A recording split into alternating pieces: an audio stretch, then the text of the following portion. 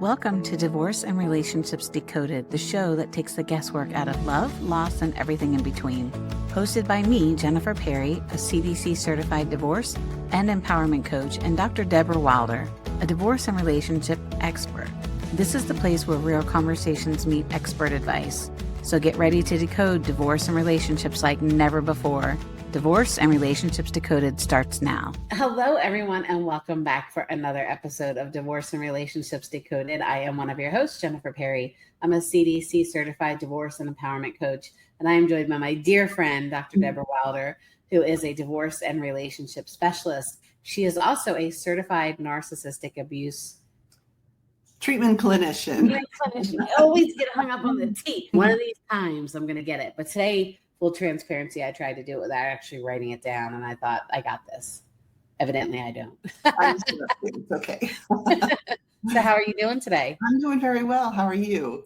Good. A little sinusy with some allergy stuff going on, but good to see you. You as here again. Yeah, it's always great to be here with you. We are 33 episodes in the can here that we've gotten at Divorce and Relationships Decoded, and thank you so much for following us, subscribing, and letting us know that you like what we're talking about. But one of the things we talked about was we wanted to come on and just reintroduce who we are. Who are the ladies behind the show and why we do what we do and how you can find out who we are and work with us. So we want to spend a little bit of time today talking about ourselves, which I don't know if that sounds right, but that's what we're going to do today.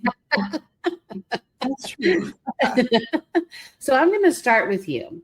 What made you Dr. Deborah Wilder? Okay, so back to my dad. So when I was a little girl, my father was a psychologist. He passed about 7.5 years ago. I miss him dearly every day. It's always difficult, but he and I were very close. And I knew he was a psychologist, and that's what I just wanted to be. And even before I knew what it was, I wanted to be a psychologist. And as a matter of fact, I remember when I was little, someone had asked me once, what is a psychiatrist? I never heard of a psychiatrist. So I'm like, in my little brain, I said, a psychiatrist is a female psychologist. I just assumed, okay, clearly I was wrong. But as the years went by, I really did. It did become a dream of mine, and not just because of my father, but so I was very fortunate to have a pretty straight path in school and all of that. And I'm very fortunate to be able to do what I've always, wanted to do. It had been a dream, and I've been in this mental health field for over 35 years, and I feel very blessed. It's one of those things where it's not that I have to go to work. I get to go to work. Not that there aren't difficult times or hard days or days that I like, oh gosh, this is a tough one. But it's a privilege to be able to do that. And to get into the space of divorce, I went through my own divorce. I was never really interested in divorce in a major way, of course, and as far as work is concerned, but not necessarily in a major way like I am now and have been for many years. Going through my own divorce with 3 small children and learning how to be a single parent and all this stuff and discovering things about myself. We've talked about a lot of that over the course of our episodes. But once I started to heal, and then that became a passion.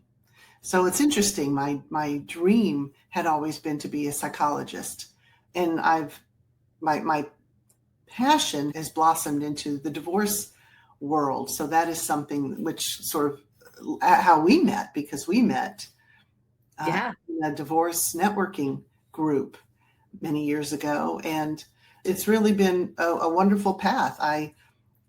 It's interesting too. One of the reasons I imagine I didn't want to become a medical doctor is because I don't like people in physical pain. I don't like seeing people in physical pain, and I don't like seeing people in emotional or mental distress either. But I believe in what can be next, that I can help them move out of that, or a lot of people can help them move out of that, not just me, of course. But I'm much more comfortable in that space of seeing someone in distress mentally or emotionally, but not the physical part. That's not at all something that I'm comfortable with. But that's how I got here. And I'm extremely fortunate to have my 3 children who did struggle at different times after the divorce, and it was rough on them. But as I've said before too, fortunately, they have a good relationship with their dad, and we have developed a good relationship as well over the years. I know we talk a lot to people who are much, much worse situations than I was in. I'm not even going to talk about you. You got that one. But it's still distress nonetheless. But I'm very blessed to be in this space. My mother is 87, and she is a healthy, wonderful, amazing woman. And I was sitting on my front porch. I think it was Sunday, just having some coffee, really just taking advantage of some time. And there was a slight breeze. The trees were sort of, the branches going back and some of the leaves were falling. And I was thinking how lucky I am, just blessed. And part of it is choices that I've made, a small part. The largest part is the fortune that I have been, the luck that I've had. So some of my feelings of feeling blessed and being able to be so grateful, I have worked hard, been through a lot, done a lot. If I could go back in time, there are a lot of things I would do differently as well, but still very fortunate. But just always take time to acknowledge the things that I'm grateful for. So Sunday, it's interesting that we're talking about this, just helps to put things in perspective. But back to, I guess, one of my ways of thinking, I believe in what's possible. I don't believe that everything is possible, but I believe that a lot of things are. And so when I work with people, just as you do, as most people do, we work with what we think is possible. And we try to help people figure that out for themselves and then help them get there. I am extraordinarily fortunate in my life. I am working on being healthier. So I'm trying to exercise more and finally joined a gym, which my kids have been on me about that. And so one of my sons, all my kids are dedicated to their health. And I will say they don't get that from me, unfortunately, but they've been terrific. And so one of my sons has been my personal trainer, and he's been great. And normally in these shows, I sit down a lot, which is not so great as much as I just sit. And so I'm standing now. I got one of those desks that you can Nice. lower. Yeah. So that has been helpful. I'm sure after this recording, I'll be sitting back down. But so I'm very grateful and love this kind of thing that we're doing. I love sharing. I love spending time with you as always, but being able to reach people and add something, hopefully something positive to somebody else's life. So that's kind of where I am with that. And I hope that resonates. If it does, great with anybody, but I care. And I'll tell you a very quick story because with the statement, I care, I do care. My youngest son, who's going to be 25 this week, he was little and I don't know what he did. I must have said something to him, this little pipsqueak. And in a deadpan voice, he said, I don't care. I said, you go to your room till you care. I care. All that aside, I do care. Which, if you don't care in certain ways, we can't be in this field. You know that. I know that. So many people obviously know that. We care in different ways. But so that's a bit about me. And I'm curious. I know you very well, but there's always something I could discover. And certainly the people who might be tuning in would love to know about you. So what about you? My goodness. I think everything as I have evolved as a person has come from a need in my own life. Obviously coming out of what I came out of and not really having a handle on my emotional health and physical health and mental health and financial health, that really needed a lot of help 29 years ago when things fell apart in my first marriage. And I really couldn't find someone who I felt comfortable with, that I felt like I could sit in the midst of all my trauma, in the midst of me not knowing financially what to do next, in the midst of all that, sit down and feel comfortable sharing all that I had been through and feeling that there was going to be somebody that would receive me as I was, that would give me the encouragement and the guidance on what I needed next. And I searched for a little while. I had protection from abuse orders and was part of the segment of the Department of Justice. And we had to go to different support groups and do all these different things. And I found myself in a support group that I went in that we were talking about the trauma and what to do and all that. And I after a couple times going, I stood up one time and just thought, this isn't for me. This isn't going to heal me. This is going to help me. We're all sitting here comparing who had a worse partner and how did it damage us. And I never went back. And I had to raise my kids without any child support. I had to come out of a very disrupted situation and physical damage to myself and try to figure out, how am I going to take the steps forward? How am I going to move forward? I went into my marriage very young. I had graduated high school, full scholarship on to a university. I spoke 4 languages fluently at that time, and had friends all over the world, and was voted one of the most popular people in my school, and had big plans for myself to be an international lawyer. So what I wanted, kids were never in my plan. I wanted to be sold out to my career, and ended up finding myself in a situation and married at a very young age. And then here you are, 19, 20 years old, going into a marriage that was horrible. And you didn't really have any huge exposure outside of the dating you did in high school as to, well, wow, is this really what love is supposed to look like? Is this what is expected of you as a wife and a mother and things like that? So I think I went into that marriage knowing who I was, coming out on the other side, not even remembering who I was. So there was a lot I had to do and a lot of pieces I had to pick up. And when I couldn't find the person that I needed, I just knew at some point, I'm going to have to step into this. I'm going to have to save myself. There's not anybody coming to save me. I've got to do this. My biggest struggle was financially, how am I going to make this work? Because I had no money. I had nobody who was going to help support me. And I had to figure out what I was going to do. So I was working 3 jobs, and luckily moved into this great duplex where a girl that lived above me, we became fast friends. And she was probably one of the first people that started spending time with me, telling me, you've got this. What happened to you didn't define you. It's your past, all that. I think it just knowing that there was that one person that, even though all she could really help me with was believing in myself and remembering who I was, I still just didn't feel alone. I knew that I had somebody with me. So as I always like to tell people, I was doing envelopes before Dave Ramsey made it cool, because I had to part out how I was going to pay for things, food and daycare, and how I was going to do that as I was working. And it was very overwhelming.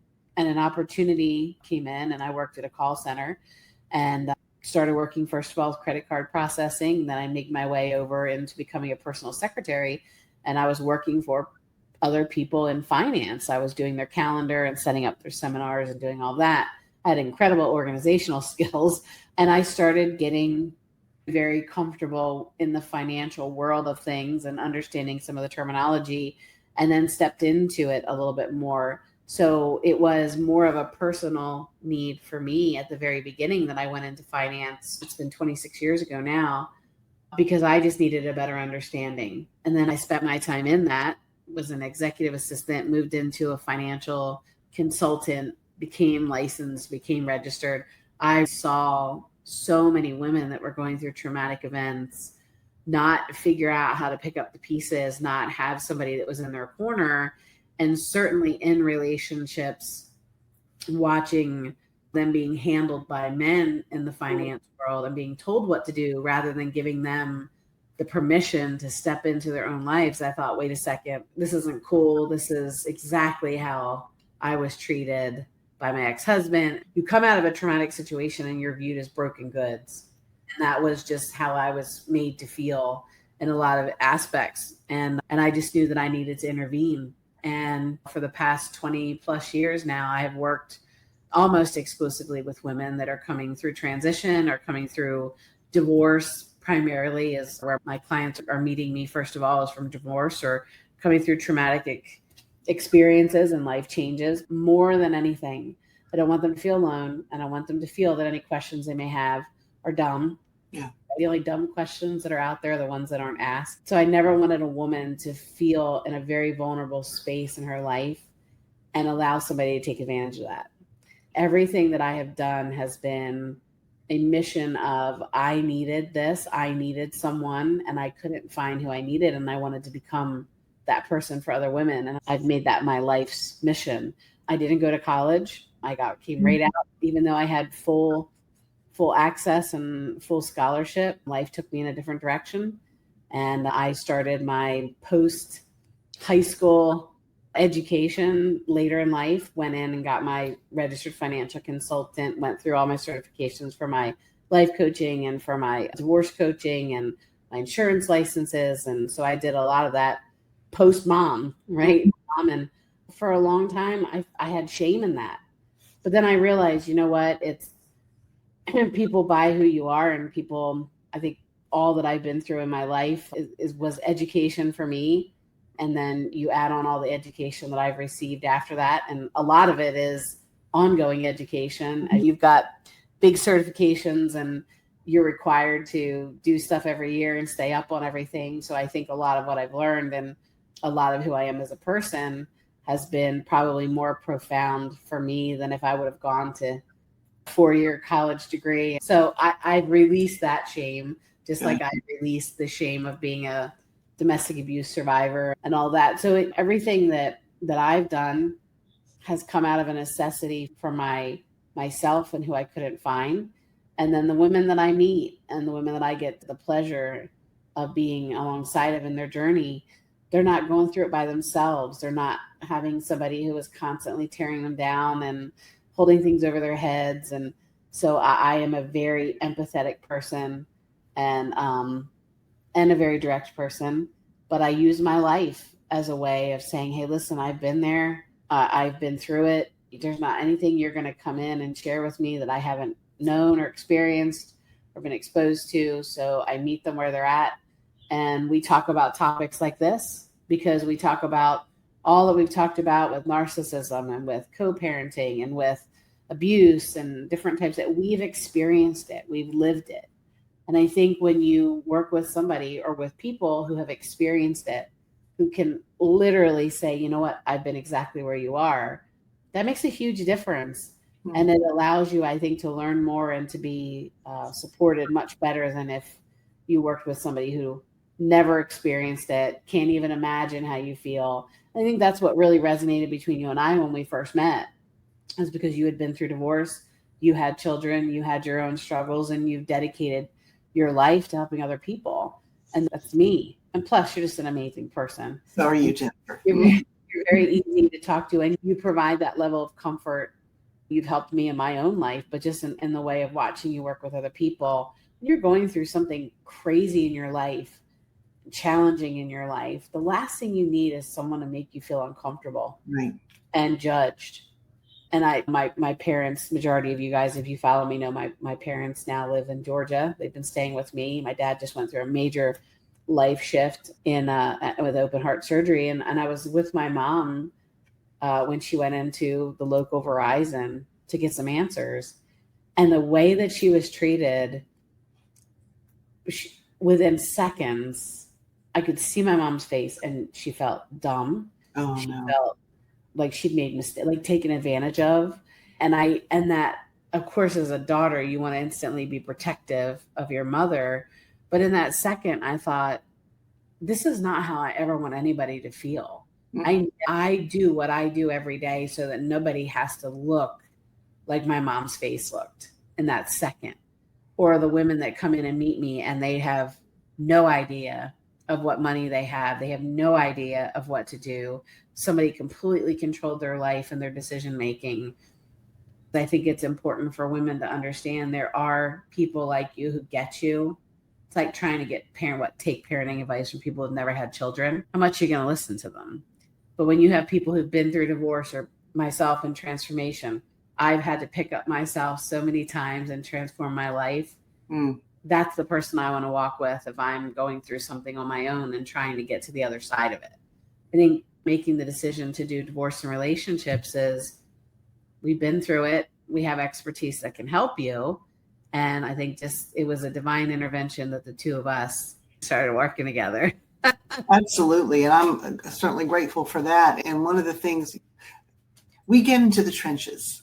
No, I can't speak for anybody else. I'm sure there are a lot of people who do, but we get into the trenches. Neither one of us is a sidelines kind of person when it comes to helping.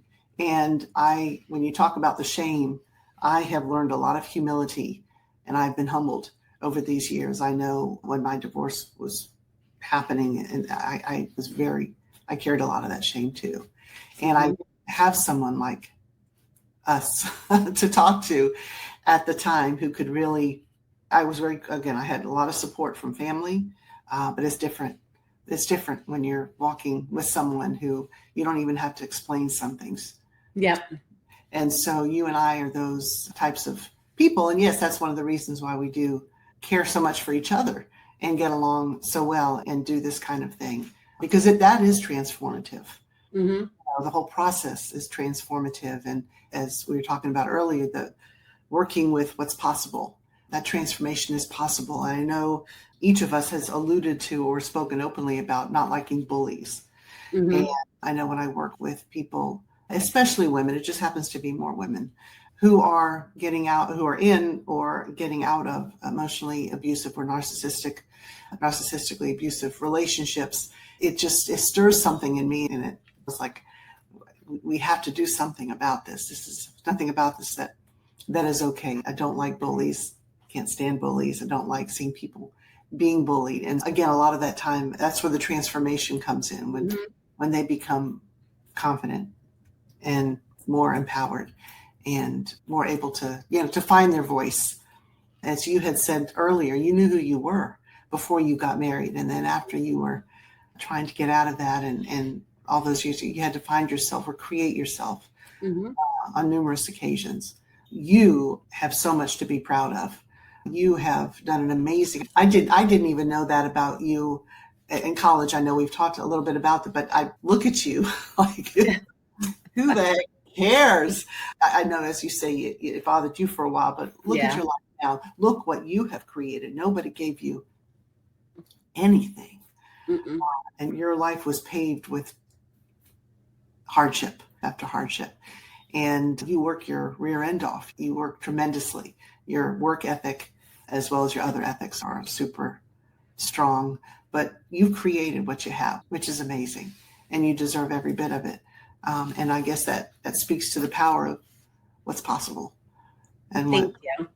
Well, and I think too, we talk about social media a lot too in relationships. And then last week's show, we talked about it. And I think it's this false image of what life is supposed to look like, what you're supposed to look like, what your career is supposed to look like, the amount of money you're supposed to make. And it's very easy to share when life looks fantastic for you. So easy. But I learned a long time ago that when you talk about what isn't the cool, clean, fun parts of life, when you can literally let other people know, hey, listen, I've been there. I was never homeless. I was never without food for my children. I was close. I was never without money, but I was close. There's so many things that when somebody meets me now and they see my life, can't even put that I'm the same person that went through all that. But it's because I knew deep down inside that I was meant for way more. Sometimes it was hard for me to believe it by myself, but I always knew it.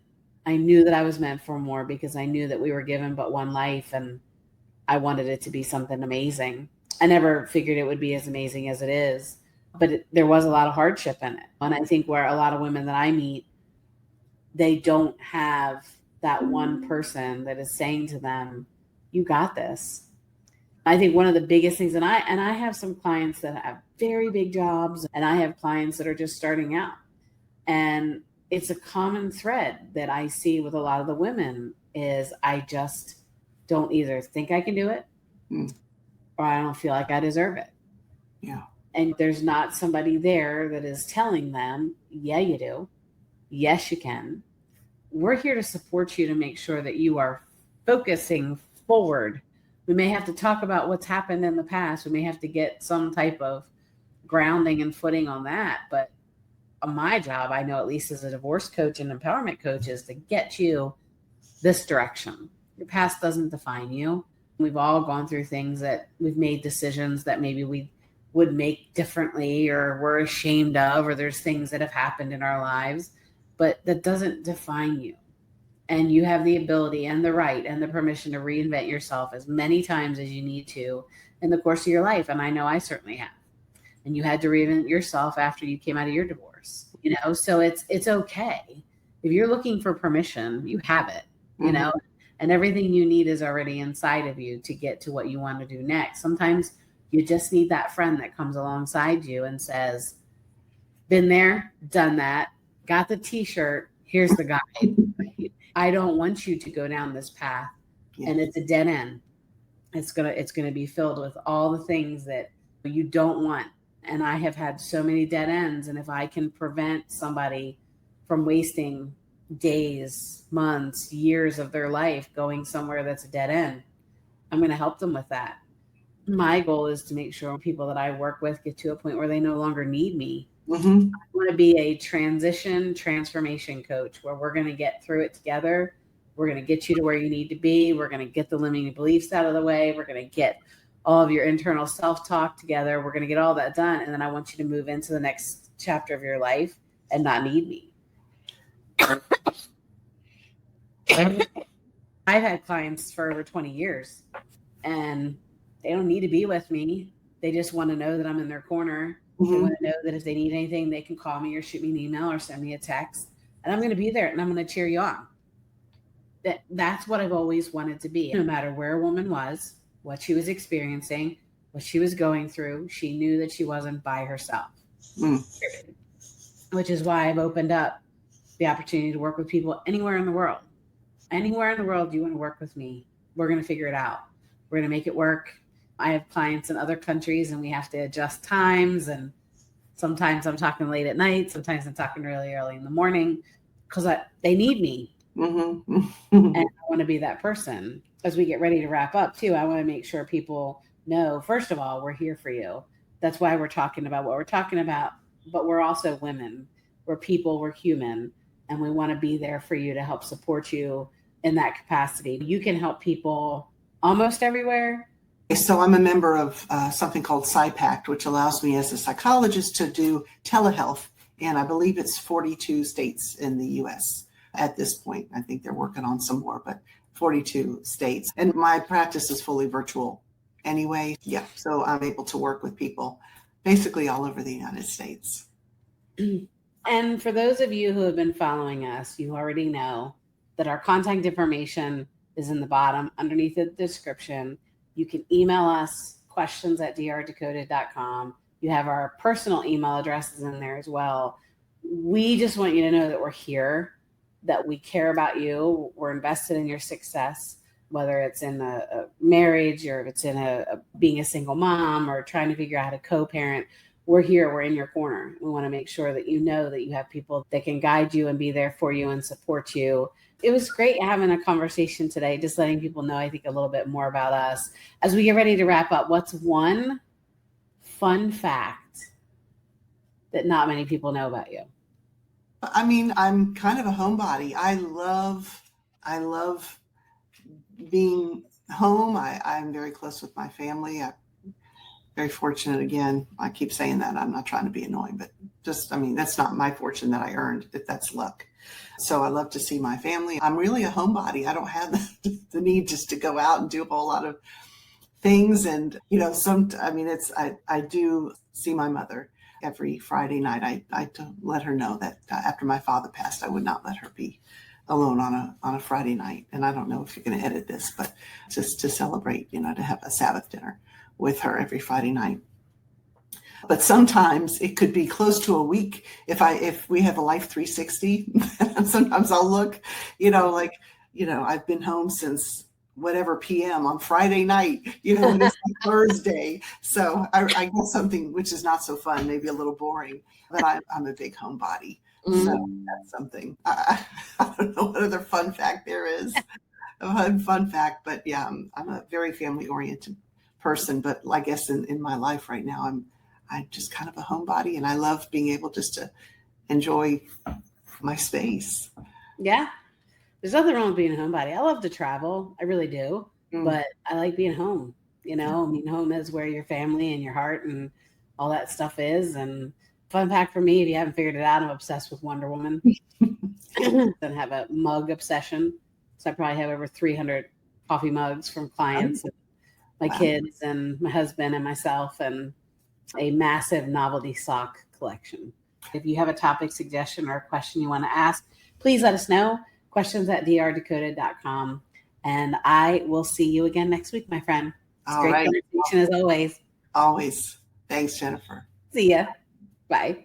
That's a wrap for this episode of Divorce and Relationships Decoded. We hope you found today's discussion insightful and empowering. If this conversation resonated with you, we'd love for you to share it with someone who might need to hear this message. Remember, healing, growth, and transformation happens one conversation at a time. If you have a question, a story, or a topic you'd love for us to explore, we'd love to hear from you. Drop us a note at questions@drdecoded.com. Your thoughts and experiences are always welcome here. Thank you for joining us, and we'll see you next week for another insightful episode of Divorce and Relationships Decoded. Until then, take care and keep moving forward.